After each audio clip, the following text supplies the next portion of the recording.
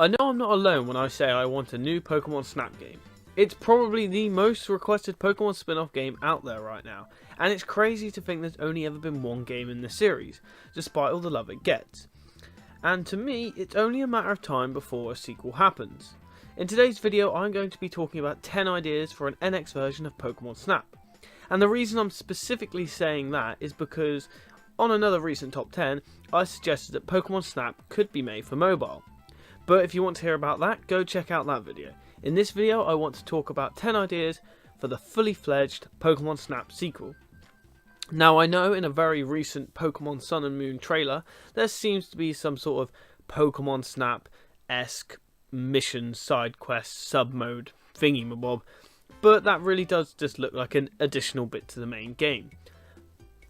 And I'm sure I'm not alone when I say that I want to see a full Pokemon Snap game. So enough about that, let's get on with the video. Number 10. Story. So to kick things off, we should probably hit up a story mode of some sort. As with the original, it doesn't have to be anything huge as it's all about the gameplay. But I think a more deep storyline could easily be incorporated into the game, and here's how. Why don't we make it an adventure game in the sense that you're a photographer who wants to become famous for his or her work, so you enter various competitions, which you then succeed in, which allows you to move up the ranks and become employed by a Pokemon photography company. Basically what I'm trying to say is incorporate progression.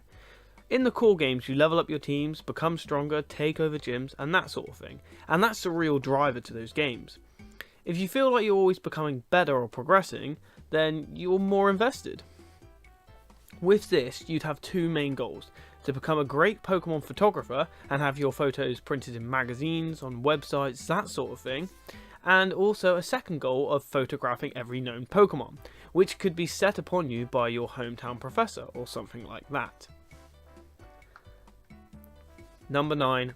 Rivals. Carrying on from my first point, the bigger emphasis on story would allow for more characters to be introduced. It'd be great if you had your stereotypical rivals like in the main game, running alongside you in everything you do. And what if there were other characters introduced, like someone that only liked to photograph water Pokemon, or someone who photographs Pokemon up close? There's loads of possibilities to come up with some really unique and interesting characters. And it would create some real meaning to all this photo taking. Number 8. Different graders and requests. Again, following on from my very first point. If you were to incorporate progression, you'd inevitably have different graders, whether that be through the various competitions or whoever you're working for. And what if each grader or competition had specific preferences, meaning each Pokemon outing would be completely different? Sometimes you might be setting out to photograph Pokemon from afar, or sometimes you might be asked to photograph Pokemon up close. You'd have to tailor each session dependent on who's grading your photos. Going back to the character point, you might end up with a grader who loves photos of Pokemon eating food, so it would seem logical to try and nab photos of Pokemon, eating food. If they were to incorporate something like this, it would add to the replayability of each level, because each time you go in there, you'd potentially be looking for something new. Number 7. On rails and on foot. I think the on-rails gameplay of the original Pokemon Snap worked really great, and for the most part I think that's how this game should run. It allows you to explore sometimes otherwise inaccessible areas, and allows you to really focus on the photograph side of things. However, I think it would also be great to have some sort of free roaming area or areas. This idea bizarrely stems from Pokemon XD, Gale of Darkness. In Pokemon XD, your only opportunity to catch wild Pokemon as opposed to the shadow Pokemon, a couple of spots where you would place down some food and return at a later date to see if a Pokemon had appeared. This is exactly what I'd suggest for Pokemon Snap. There would be various spots over the world map where you could place Pokemon food, or even bring in your own plants, apparatus to lure Pokemon in. You could return there in between your trips to see if any Pokemon have appeared. In these enclosed area, you'd be free to walk around and snap Pokemon at any angle you like. Number 6. Selfies. Does this deserve its own slot on this list? Probably not, but I'm going to do it anyway. I think it'd be awesome if there was a few different ways in which you could take photos. First and foremost being able to take selfies.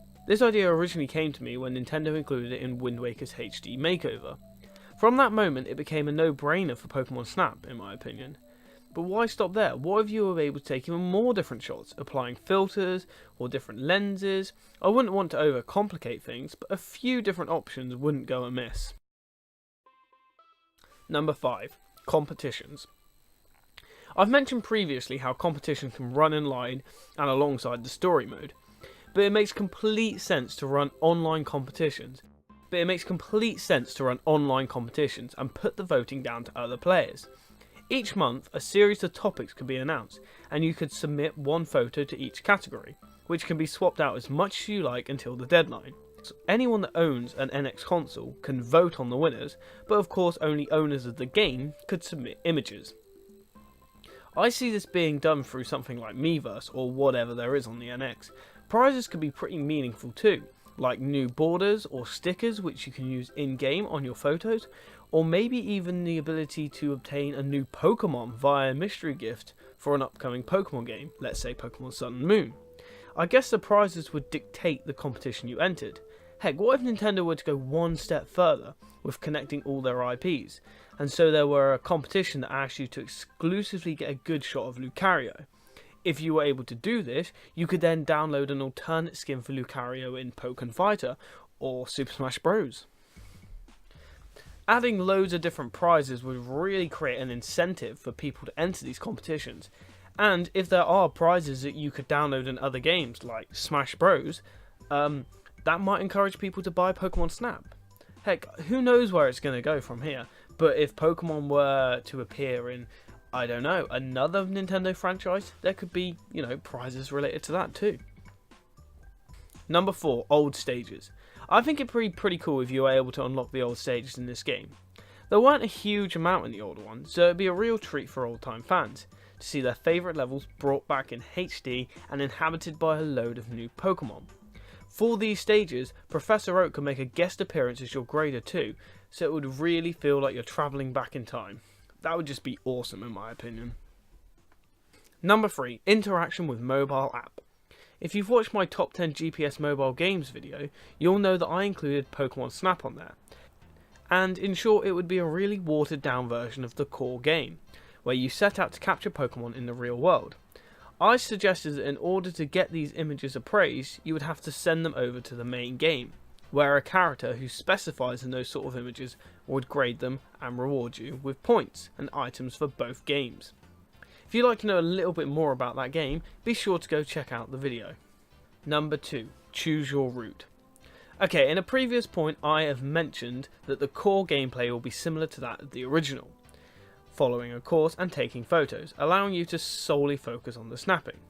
I also mentioned about a second mechanic that would allow you to free roam in a small area. Well, I also have a third. This final gameplay option would see the player being given a map. On this map you would be allowed to draw your own route onto it before setting off in your little cart. Sounds pretty basic, but just think of the possibilities. Not only would you have to plan each route to find as many Pokemon as possible, but what if you were able to trigger certain events and had to plan your route based on what events you wanted to trigger? This would add huge replayability to these stages, and with that you have 3 options on how to play the game. If you want to go snapping at Pokemon on rails, if you want to have a little walk around, or if you want to be a bit tactical, there's something for everyone. And my final idea is multiplayer. This falls to number 1 purely as it would use the mechanic in entry number 2, which I previously mentioned. You and up to 3 players can draw out your own individual routes across a map and commence your journey at the exact same time. The objective is to get the best photos, which I guess is fairly obvious. You can submit a set amount at the end of each round and your points are added up. As with the competitions, you could set themes for your battles, such as best close-up, or largest variety of Pokemon, or most fire Pokemon core, or something like that. I don't see the multiplayer being the main draw to the game, but I do see it being a lot of fun. I think you'd have to keep it local multiplayer as well, but online could work. After all, you do have the online competitions, so I guess in some sense you have that sort of multiplayer for online. If you're doing it locally, your friends could save their captured images to an amiibo or something like that, and then they could take them home where they could save it to their systems and get it graded by their own appraisers. Well, I think that's a wrap, folks. Once again, I really enjoyed coming up with these ideas, and believe me, I'm one of those people who just cannot wait until we get a new Pokemon Snap game. But until then, we can just talk about some ideas for the game.